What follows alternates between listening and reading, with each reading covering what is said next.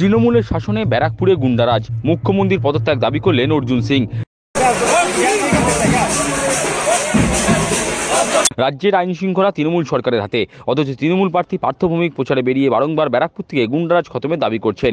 এ প্রসঙ্গে বিজয়ী প্রার্থী অর্জুন সিংয়ের প্রতিক্রিয়া, তৃণমূলের শাসনে গুন্ডারাজ, তাহলে তো মুখ্যমন্ত্রীকে পদত্যাগ করা উচিত, অন্যথায় এই ধরনের বয়ান দেওয়ার জন্য পার্থ ভৌমিককে দল থেকে তাড়িয়ে দেওয়া উচিত। মমতা ব্যানার্জি কোনো ক্ষমতা নেই, এখানে তৃণমূলের শাসন নেই, ব্যারাকপুরে গুন্ডারাজ বিজেপি নাকি করে রেখেছে, তো তৃণমূলের শাসন আছে, তো তৃণমূলকে তো পদত্যাগ করা উচিত। মমতা ব্যানার্জিকে পদত্যাগ করা উচিত, আর নালে একে তাড়িয়ে দেওয়া উচিত। দুটোর পার্থ ভৌমিককে তাড়িয়ে দিক এই ধরনের বয়ান দেওয়ার জন্য, আর নালে উনার পদত্যাগ করা উচিত। পাশাপাশি তিনি জোরের সঙ্গে দাবি করলেন, বিজেপিতে একটা গুন্ডা আছে, ওরা নাম বলে দিক।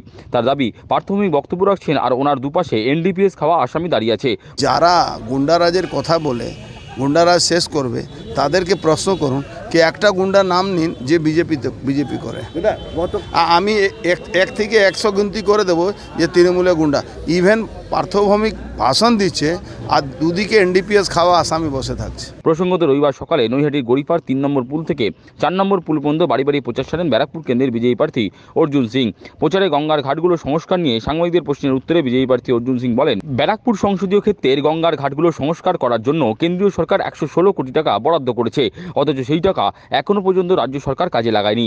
ঘাটের অবস্থা আগে মনোজের বালিটা বন্ধ করে দিক, তাহলে গঙ্গা ঘাটে সৌন্দর্যন করবে। মনোজ তোর ফাইন্যান্সার আছে, ওই বোর্ডে লেখা আছে স্পন্সর বাই মনোজ দাস, তো আগে মনোজ দাসের বালিটা বন্ধ করে দিক। বালি তুললে তো ঘাটটা সৌন্দর্যন হবে না। ও জানে না 116 কোটি টাকা এই ব্যারাকপুরের জন্যে ঘাটের জন্য দেওয়া হয়েছে, সেই টাকাটা রাজ্য সরকার এখনও রেখেছে, কাজ করেনি, ওর কোনো আইডিয়া নেই এই ব্যাপারে।